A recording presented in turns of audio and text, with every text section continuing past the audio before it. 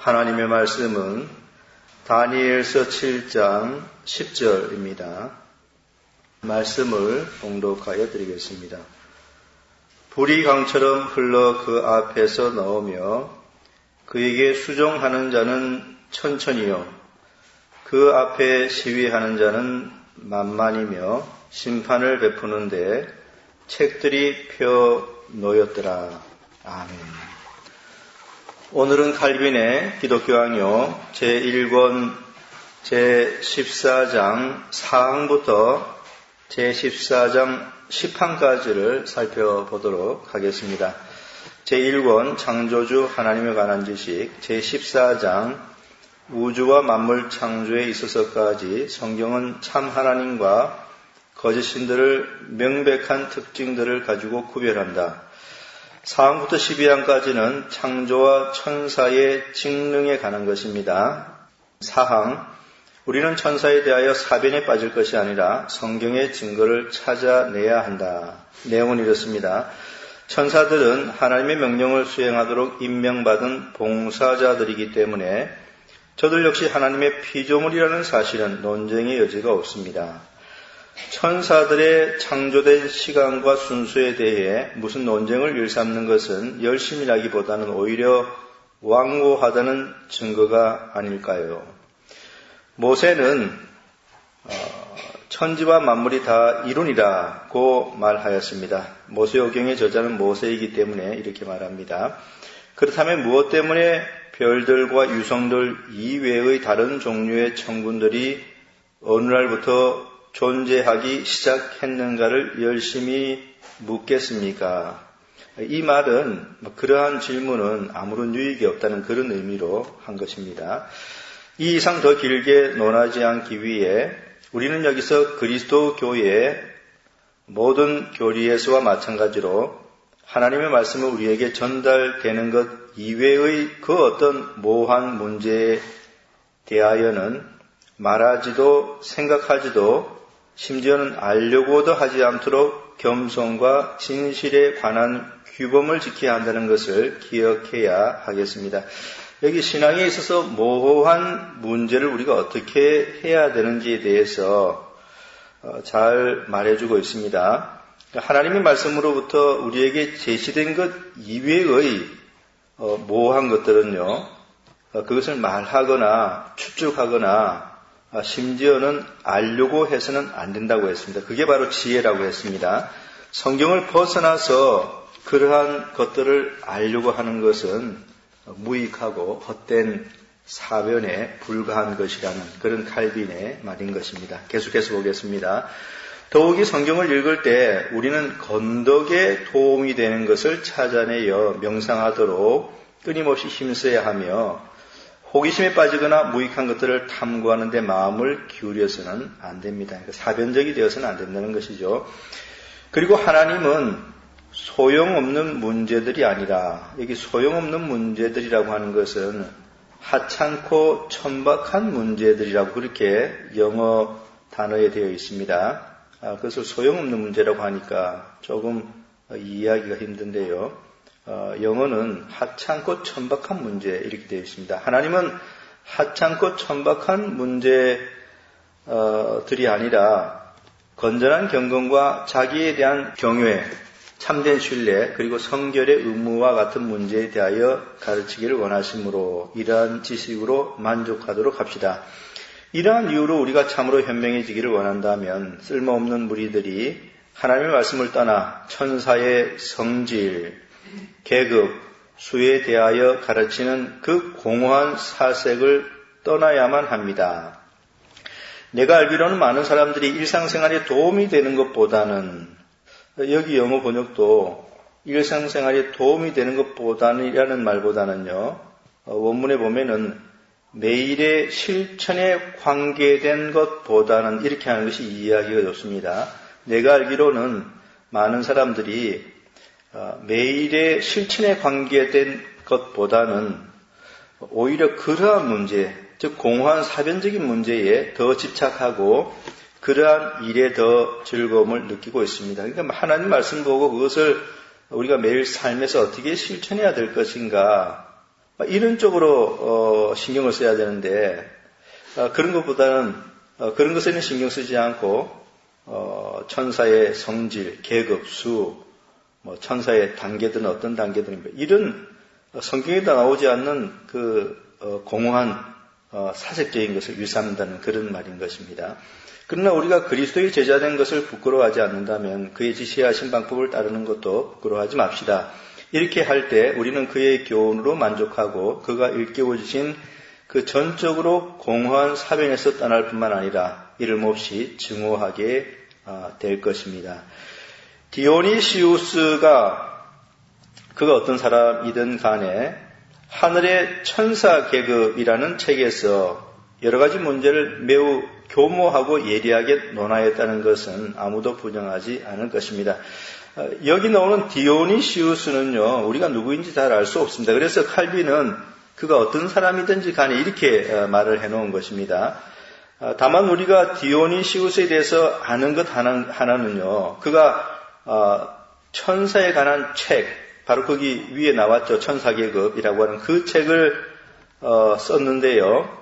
근데 문제는 뭐냐니까 그 책에는 성경에도 없는 천사들에 관한 아주 자세한 내용들이 나온다는 것입니다.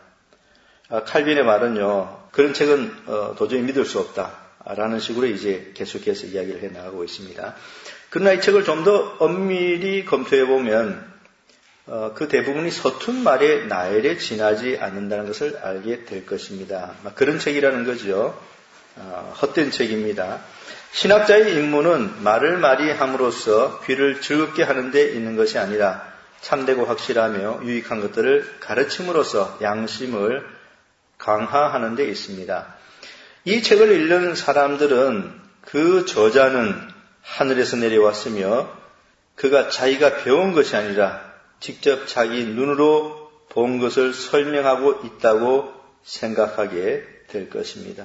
오늘날에도 어떤 신비주의자들 또 은사주의를 추구하는 그런 사람들이 말을 하는 것을 보면은요, 마치 자기 눈으로 보고 온 것을 말하는 것처럼 그렇게 이제 느낌을 갖게 하는 그런 경우들이 있지 않습니까? 그런데 거기에 대해서 칼빈이 뭐라고 이야기하는지를 한번 보시기 바랍니다. 그러나 셋째 하늘에 이끌려간 바울도 이에 대하여는 아무것도 말하지 않았을 뿐만 아니라 사람이 자기가 본 그 은밀한 것을 말하는 것은 옳은 일이 아니라고 증언하였습니다. 그러니까 성경에 이렇게 정언하고 있는데도 마치 본 것처럼 그렇게 설명을 하니 얼마나 잘못된 책인가 하는 것입니다. 그러므로 우리는 그 어리석은 지혜를 버리고 주께서 천사에 대하여 우리가 알기를 원하시는 바를 성경의 그 단순한 교훈 안에서 검토합시다. 여기 지금 칼빈이 말하고 있는 것은 오늘날 이 시대에도 우리가 정말 마음에 깊이 새겨야 됩니다. 성경에도 나오지 않는 그러한 내용들을 잔뜩 이야기할 때 거기 그 호기심을 가지고 귀를 기울이고 하는 그런 일들이 오늘날에도 많이 있습니다. 그런데요, 그 어리석은 일입니다. 성경이 무엇을 말하는지 그 단순한 교훈에 우리가 더 주의를 기울여야 하는 것이죠. 5항으로 넘어가 보도록 하겠습니다. 5항 성경에 나타난 천사의 명칭. 우리는 성경의 여러 곳에서 천사는 하늘의 영이며 하나님께서는 그들의 봉사와 임무를 통하여 자신이 작정하신 바를 모두 수행케 하신다는 것을 보게 됩니다. 이와 같이 하여 이 명칭이 천사들에게 적용되었는데, 그러니까 하나님의 작정하신 바를 수행케 한다는 그 사역에 의해서 그 천사라고 하는 이름이 나왔다는 것입니다. 이와 같이 하여 그 명칭이 천사들에게 적용되었는데 그것은 하나님께서 자신을 인간에게 계시하시기 위하여 그들을 중재의 사자로 사용하시기 때문입니다. 그러니까 중재의 사자라는 의미의 이제 천사라는 것이죠. 그들을 부르는 다른 명칭들도 또한 이와 똑같은 이유에서 나왔습니다. 그들이 천군이라고 불리는 것은 근위병처럼 왕을 옹이하여 왕의 위엄을 장식하며 이를 두드러지게 하기 때문이며 또한 사병들처럼 지휘관의 신호에 항상 주의를 집중하여 언제라도 그 명령을 수행할 수 있기 때문이기도 합니다. 그들은 지휘관의 신호만 떨어지면 즉시 일에 착수합니다. 아니 이미 일을 하고 있는 것입니다. 하나님의 위엄을 말하기 위해 다른 선지자들도 그의 보호자의 모습을 기술하고 있지만 특별히 다니엘은 하나님께서 심판대 위에 오르실 때 그에게 수종하는 자는 천천히요 그 앞에 시위한 자는 만만이며 라고 말하고 있습니다. 천사가 그렇게 많다는 것을 보여주고 있는 것이죠. 천천히고 만만이라고 했습니다. 주께서는 저들을 통하여 권능과 능력을 놀랍도록 발휘하시며 선언하시기 때문에 이로 인해 저들은 권세라고 불립니다. 하나님은 세계에서 저들을 통하여 자신의 권위를 행사하시고 집행하시기 때문에 저들은 때로는 정사, 때로는 권세, 때로는 주관하는 자로 불립니다. 마지막으로 저들에게 하나님의 영광이 머물고 있다는 의미에서 저들은 또한 보호자라고 불리기도 합니다. 그러나 이 마지막 명칭에 대해서는, 그러니까 보호자라고 불리는 명칭에 대해서는 나는 아무것도 말하고 싶지 않습니다. 왜냐하면 또 다른 해석이 있는데 이것은 동등하게 적합한 해석이며 심지어는 더 나은 해석이기 때문입니다. 그러나 성령께서는 천사의 사역의 고귀함을 높이기 위해 이 명칭을 제외하고, 그러니까 보호자라는 명칭을 제외하고 앞의 명칭들을, 앞에서 무슨 명칭들을 이야기했습니까? 권세, 정사, 주관하는 자죠. 그 명칭들을 자주 사용하셨습니다. 그러면 하나님께서 신적 위엄의 인재를 특별히 나타내 보이시기 위해 사용하신 이 기구들을, 이 기구라고 했는데 수단들 이렇게 하는 게 더 좋고요. 이 수단은 이제 천사를 지칭하는 것이죠. 이 기구들을, 이 천사들을 존경하지 않고 지나간다는 것은 옳은 일이 못됩니다. 더욱이 저들은 한 번 이상 신들이라 불려졌습니다. 이렇게 불려진 이유는 저들의 사역에 있어서 저들은 어떤 면에서는 마치 거울처럼 하나님의 신성을 우리에게 나타내 보이기 때문입니다. 그러니까 천사들을 신들이라고 부른 것은 하나님의 신성을 거울처럼 우리들에게 반사시켜주기 때문에 그렇게 불렀다는 것이죠. 하나님의 사자가 아브라함, 야곱, 모세와 다른 사람들에게 나타났다고 하는 성경의 언급에 대하여 고대 교회의 저자들은 그 사자가 바로 그리스도였다고 해석하였는데, 물론 나는 이에 대하여 불쾌하게 생각하지는 않습니다. 여기 불쾌하게 생각하지는 않는다는 이것도요, 영어 원문에 보면은 나는 고대 교회의 저자들에게, 교부들이죠. 나는 고대 교부의 저자들에게 동의하고 싶어진다. 이렇게 되어 있습니다. 동의하고 싶어진다. 불쾌하게 생각하지 않는다는 것은 이 뉘앙스가 원문에서 좀 많이 벗어났어요. 그래서 여기가 동의하고 싶다 이런 뜻으로 한 것입니다. 고대 저자들이 아브라함과 야곱 등에게 나타났던 하나님의 사자를 그리스도라고 해석하는 것에 대하여 이제 칼빈이 동의를 이제 하고 있다는 그런 말인 것이죠. 계속해서 보겠습니다. 그러나 모든 사자에 대하여 말할 때에는 더욱 자주 신들이라는 명칭이 그 모든 천사들에게 적용됩니다. 그것을 무슨 신기한 것처럼 보아서는 안 됩니다. 왕들과 통치자들이 지구하신 왕이시며 심판자이신 하나님의 대리자라고 해서 저들에게 존영이 주어진다고 하면 이보다 더 큰 이유에서 그 존영은 마땅히 하나님의 찬란한 영광을 한층 더 풍부하게 빛내는 천사들에게 주어져야 할 것입니다. 6항으로 넘어가겠습니다. 신자의 보호자이며 조력자인 천사. 그러나 성경은 위로와 신앙을 강화하는 데 가장 도움이 되는 효과적인 교훈에 강조점을 둡니다. 즉 천사는 우리들에 대한 하나님의 은혜의 분배자요 관리자라고 하는 것입니다. 이러한 이유 때문에 성경은 그들은 우리의 안전을 위해 밤을 새우고 우리를 보호할 책임을 지고 있으며 우리의 길을 가르쳐주고 따라서 어떠한 재난도 우리에게 일어나지 않도록 돌봐준다고 상기시킵니다. 성경의 다음 두 구절은 보편적인 것으로서 첫째 말씀은 교회의 머리이신 그리스도에게 적용되고 둘째 말씀은 모든 신자에게 적용됩니다.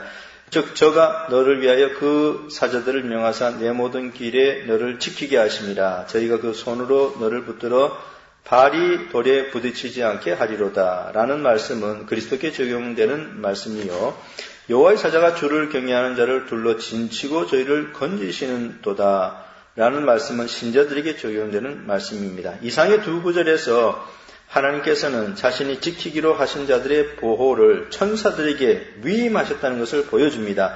이러한 이유에서 주의 천사는 도망자 하갈을 위로하고 그녀의 여주인과 화목하기를 명령하였습니다. 아브라함은 자기의 종에게 천사가 그의 여행길을 인도해 줄 것이라고 약속하였습니다. 야곱은 에브라임과 므낫세를 축복할 때 지금까지 자기를 모든 환난에서 건져주신 주의 사자가 천사죠. 그들을 번성케 해주기를 기원하였습니다.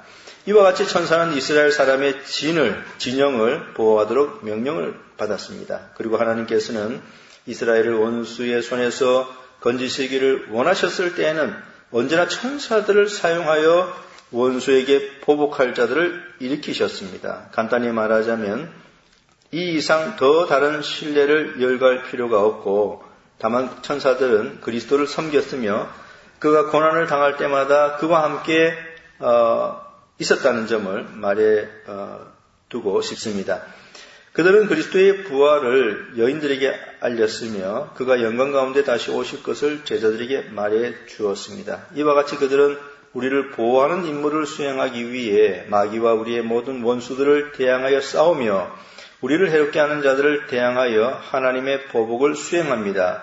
성경에서 본 대로 하나님의 사자는 예루살렘을 그 포위에서 건져내기 위해 하룻밤 사이에 아수르 왕의 진영에서 18만 5천 명을 쳐서 죽였습니다. 7항으로 가보겠습니다. 수호 천사들. 그러나 신자 한 사람 한 사람을 지키기 위해 개개의 천사가 그들 각자에게 배정되었는지에 대해서는 나로서는 감히 확언할 수 없습니다.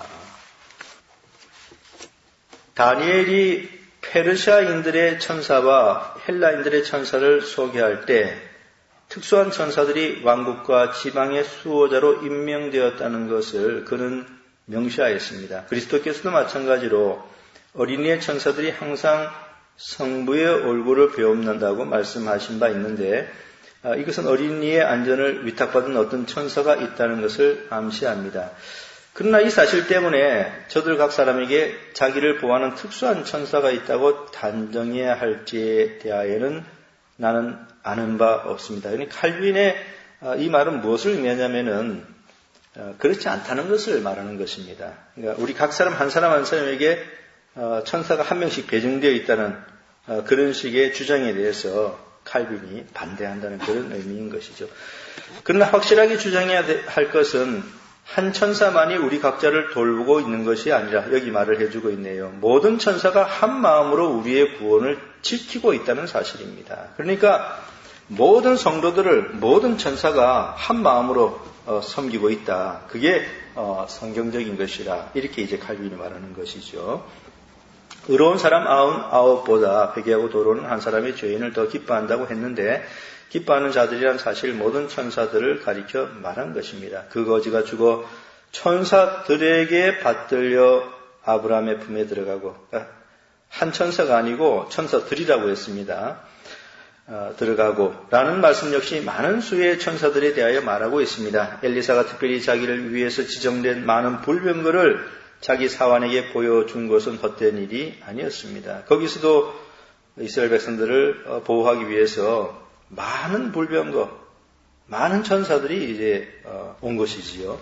다른 구절보다 한층 더 명확하게 이 점을 확증해 주는 것으로 보이는 구절이 하나 있습니다.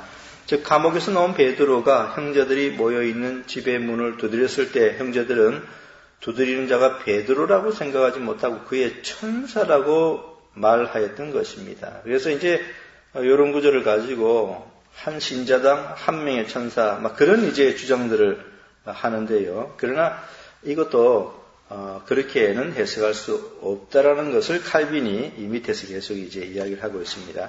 이것은 각 신자에게는 그들을 지켜주는 천사가 따로 있다고 하는 일반적인 관념에서 생각되어진 듯 합니다. 그러니까 그 당시에 사람들이 어떤 일반적인 관념에서 그렇게 이제 이야기한 것으로 이해된다는 것이죠.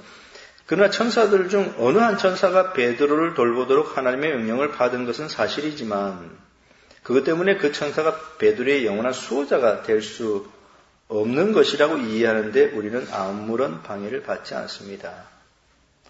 그러니까 그 천사가 베드로의 영원한 수호자라고 우리가 생각할 수는 없다는 것이죠. 이와 비슷하게 일반 대중들은 두 천사, 곧 선한 천사와 악한 천사가 있다고 상상하고는 다 이 사변적인 사람들이 만들어낸 것인데요. 그것을 이제 칼빈이 논증으로 반박하고 있는 것입니다.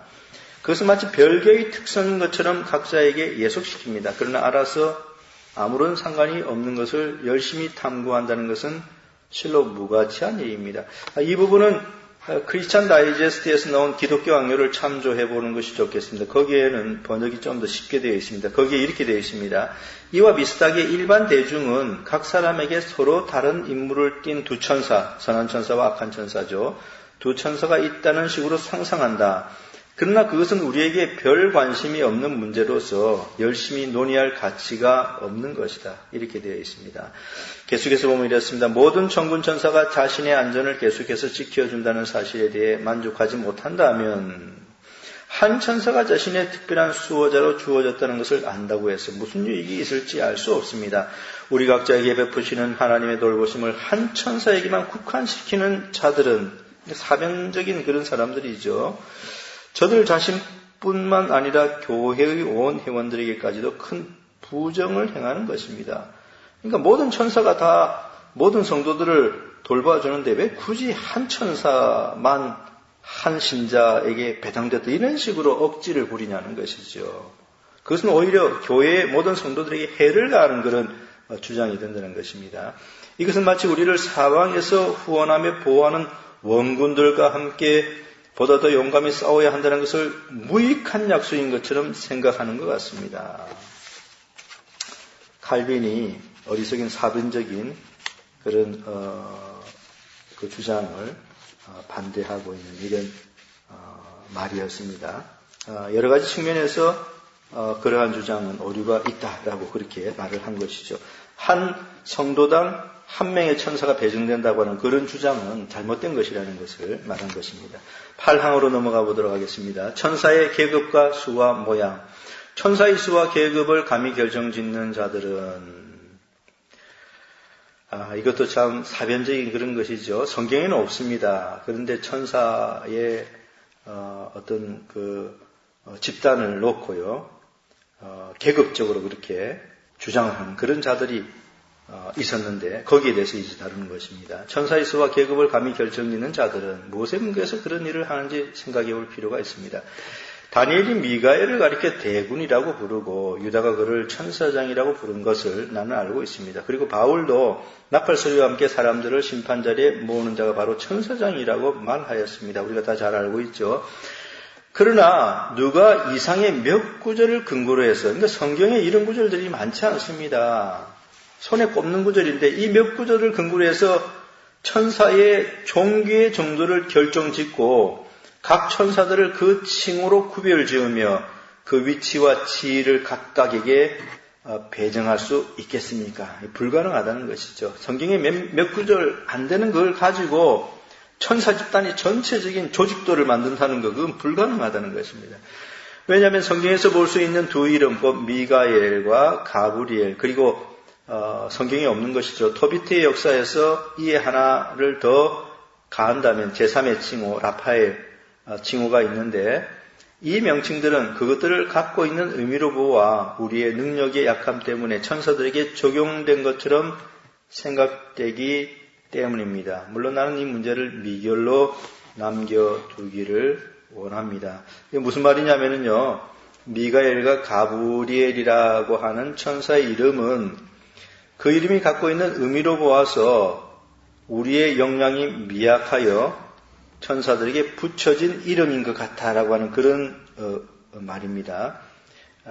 그래서 이 점에 있어서 칼빈은 더 이상 적극적으로 의견을 개진하지 않겠다고 지금 말을 하고 있습니다. 천사의 수에 대하여 우리는 주님께로부터 직접 12영 더 되는 천사라는 말씀을 듣고 다니엘로부터 그 천사의 수가 천천히요 만만이며 라는 말을 듣습니다. 엘리사의 사화는 불병거가 산에 가득함을 보았으며 천사들이 주를 경외하는 자를 둘러 진치고 있다고 기록된 것은 그 수의 막대함을 의미합니다. 그 수가 엄청나다는 것을 보여준다는 것이죠. 영들은 형체를 가지고 있지 않은 것이 확실합니다. 천사들은 영적인 존재이기 때문에 형체를 가지고 있지 않죠. 우리 인간들처럼 이런 육체를 가지고 있지 않습니다. 그렇지만 성경은 우리의 이해력의 정도에 맞추어 구룹이나 스랍이라는 이름으로 천사들이 날개를 가진 것으로 표현하고 있습니다. 그것은 그들이 일단 유사시에 믿을 수 없을 만큼 빨리 우리를 도울 수 있도록 항상 준비가 되어 있다는 것을 의심하지 않도록 하기 위함인데, 이는 마치 번개가 하늘에서 엄청나게 빠른 속도로 떨어지는 것과도 같습니다. 그러니까 천사가 영적인 존재이기 때문에 무슨 날개를, 그러니까 어떤 형체를 가진 어떤 날개를 가지고 있는 그런 것은 아니죠. 근데 그것이 이제 그렇게 묘사된 것이 의미하는 것은 항상 빠르게 도울 준비가 되어 있다는 것, 그것을 이제 의미한다는 것입니다. 더욱이 천사의 수와 계급에 대해서는 종말에 가서야 비로소 그 완전한 계시를 알게 될 신비에 속하는 것으로 해둡시다. 천사의 수와 계급에 대해서는 종말에 가서야 완전한 계시를 알게 된다. 이거 오늘날도 참 혼탁스러운 이런 시대 가운데서 명심해야 될 그런 말인 것 같습니다. 많은 사람들이 불건전한 그런 이상한 신앙에 많이 빠집니다. 그러니까 성경이 있는 것 아닌 어떤 상세하게 마치 눈으로 본 것처럼 기술되어진 그런 책 또는 그런 사람들의 말에 혹 빠지는데요. 근데 여기 지금 칼빈이 하는 이 말을 우리가 명심해야 되겠습니다. 그런 자세한 것들은 종말에 가서 또는 천국에 가서 그 완전한 것을 알게 될 때까지는 그냥 미루어 두자는 것이죠. 그러므로 너무 지나친 호기심을 갖고 탐구한다든가 너무 확신 있게 말하는 일이 없도록, 너무 확신 있게라는 것은요, 이것은 이제 알지도 못하면서 마치 아는 것처럼 이렇게 하는 것을 의미하는 것입니다. 너무 확신 있게 말하는 일이 없도록 주의해야 하겠습니다. 부항으로 넘어가겠습니다. 천사는 단순한 관념이 아니라 실제이다. 그러나 침착하지 못한 사람들이 의심하고 있는 이 점에 대해서 우리는 다음과 같이 명백히 해둘 필요가 있습니다. 즉 천사는 부리는 영이며, 우리를 섬기는 영이죠. 부리는 영.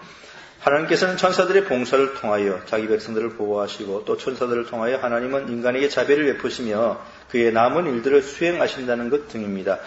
고대 사두개인들은 천사라는 말을, 사두개인들은 천사의 존재를 인정하지 않았죠.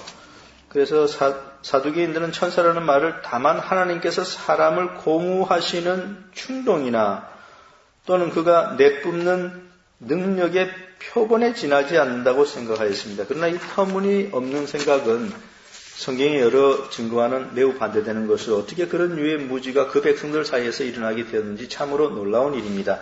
왜냐하면 내가 이미 위에서 인용한 구절들, 즉 곧 천사의 수가 만만이요 천천이며 12영 더 되는 천사라고 말한 구절, 그들이 기뻐한다는 구절, 그러니까 천사들이 기뻐한다는 구절, 손으로 신자들을 붙들면, 그러니까 천사들이 손으로 신자들을 붙든다는 그런 구절, 또 신자들의 영혼을 안식처로 인도하며 내 아버지의 얼굴을 뵙는다고 한 구절, 그리고 이와 비슷한 구절들에 대하여는 더 말하지 않더라도, 그러니까 이런 구절들만 보더라도 천사는 실제로 존재하는 그런 것이지 존재하지 않는, 그러니까 여기 아까 이야기한 대로 하나님께서 사람을 고무하시는 충동이나 뭐 이런 것이 아니라는 것입니다. 그 외 천사는 실질적인 실체를 가진 영이라는 것을 명백하게 논증하는 구절들이 또 있기 때문입니다. 그것이 아무리 곡해된다 하더라도 우리는 율법이 천사들의 손으로 전해졌다고 한 스데반과 바울의 말을 그대로 이해해야 합니다. 이와 마찬가지로 피택자들이, 여기 피택자들이라고 번역한 이 단어는요, 그냥 택한 자들 이렇게 번역하면 더 좋습니다. 이와 마찬가지로 택한 자들이 부활 후에는 천사와 같이 될 것이며 심판의 날은 천사들도 알지 못하고 그날에 주님은 거룩한 천사들과 함께 강림하시겠다고 하신 그리스도의 말씀도 그대로 이해해야 합니다. 실제적인 존재라는 것이죠.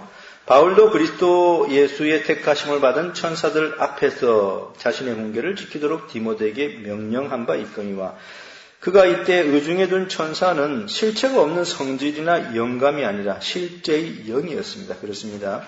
그리고 히브리서에서 우리는 그리스도께서는 천사들보다 더욱 뛰어나시다는 것, 세계는 천사들에게 종속되지 않았다는 것, 그리고 그리스도는 천사들의 본성이 아니라 인간의 본성을 취하셨다는 것 등을 읽게 되는데 이것은 천사들이 축복받은 영이기 때문에 이러한 비교가 그들에게 적절하다고 이해하는 길 외에 다른 도리가 없습니다. 그리고 동서의 저자는 신자들의 영혼과 거룩한 천사들이 동시에 하나님의 나라에 소집될 것이라고 명백하게 기록하고 있습니다. 더욱이 우리가 이미 인용한 여러 구절들에서는 어린아이의 천사들이 하나님의 얼굴을 항상 배우며 그들의 호의로, 천사들의 호의로 우리는 항상 보호를 받게 되고 천사들은 우리의 구원을 기뻐하고 그리고 교회에 베푸시는 하나님의 여러 모양의 은혜에 놀라고 머리이신 그리스도께 경배한다고 하였습니다. 천사들이 자주 사람의 모양으로 거룩한 족장들에게 나타나서 그들과 이야기를 하며 그들에게서 환대를 받았다는 것 역시 동일한 의미입니다. 그리고 그리스도 자신도 중보자의 위격에서 얻은 탁월성 때문에 천사라고 불렸습니다. 여러 세대 전에 사탄에 의해 제기되었고 그 후 자주 새로이 일어나는 그 어리석고 불합리한 사상에 대비하여 순박한 자들의 신앙을 강화하기 위해 이 점에 대하여 언급하는 것이 내게는 좋다고 생각되었습니다. 오래전에 사단에 의해서 제기된 불합리한 사상, 그것은 뭐냐니까 천사는 실제가 아니라 관념에 불과한 것이다 라고 하는 그 불합리한 사상이죠. 이것이 오래전에 제기되고 나서 사라지는가 싶었더니 또다시 이제 계속 새로운 옷을 입고 나타나는 것이죠. 그런데 그러한 잘못된 사상에 순박한 사람들이 현혹되어 넘어지지 않도록 하기 위해서 그들을 돕기 위해서 칼빈이 지금까지의 내용을 이렇게 기술했다라고 하는 그런 말인 것입니다. 이제 마지막 10항을 보도록 하겠습니다. 신적 영광은 천사들에게 속하지 않는다. 아직 남아있는 문제는 천사들이 모든 축복의 관리자요 공급자라고 말함으로써 사람들의 관심을 사고 있는 미신에 대항하는 일입니다. 그러니까 이제 여기서 10항에서 다루는 것은요, 또 천사를 너무 높여가지고 마치 신적인 그런 존재처럼 떠받드는 그런 일이 있는데 그것은 이제 미신인 것이죠. 천사들도 우리와 똑같은 피조물입니다. 신적인 존재가 아니죠. 그런데 어리석게도 그렇게 너무 또 나아가가지고 천사를 마치 신적인 그런 존재로 섬기는 그런 것은 미신인 것입니다. 그것을 지금 여기서 다루고 있습니다. 그런데 인간의 이성이 범하기 쉬운 과오는 어떠한 종기도 천사들로부터 억제되어서는 안 된다고 하는 생각입니다. 억제되어서는 안 된다고 하니까 천사들에게 종기를 너무 많이 갖다 주는 것입니다. 마치 신적인 존재인 것처럼. 그리하여 하나님과 그리스도에게만 속하는 것을 천사들에게 돌리는 일까지 생기게 되었습니다. 이 미신인 것이죠. 이와 같이 해서 지난 여러 세기 동안 그리스도의 영광이 여러 면에서 빛을 상실하게 되어 하나님의 말씀과는 반대로 헤아릴 수 없는 종기가 천사들에게 주어졌습니다. 그리고 오늘날 우리가 싸우고 있는 이 악 중에서 이보다 더 오랜 것은 없습니다. 그러니까 천사들에게 신적인 그런 종기가 주어지는 그 미신, 그런 것이 아주 오래된 그런 오류라는 것입니다. 왜냐하면 바울은 천사들을 높임으로써 그리스도를 천사들과 같은 수준에까지 끌어내린 자들과 큰 논쟁을 벌였기 때문입니다. 골로새서에 나오는 그 천사 숭배라고 하는 그것을 이제 염두에 두고서 하는 말입니다. 그는 골로새서에서 그리스도는 모든 천사들보다 뛰어나실 뿐만 아니라 그들이 누리는 일체의 축복의 창시자라고 매우 열심히 주장하였습니다. 골로새서에 보면은 그리스도께서 온 만물의 창조주요 구속주라고 그렇게 말을 하고 있고요. 그것을 보면은 천사들도 그리스도에 의해서 창조된 피조물에 지나지 않는 것이죠.